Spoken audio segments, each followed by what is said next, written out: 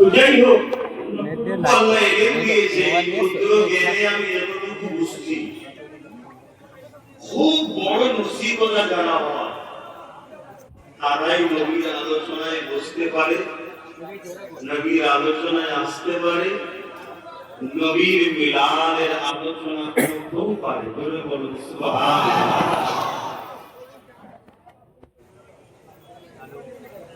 কেননা সব কিছু কুল কায়নাতে যা কিছু আল্লাহ বানিয়েছে সব কিছুর মূল কেন্দ্র হলো হুজুর পাক সাল্লাল্লাহু আলাইহি ওয়াসাল্লাম।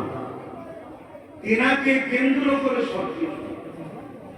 আসুন দোয়া করেন, আল্লাহ আমাকেও দুপাটা হুজুরের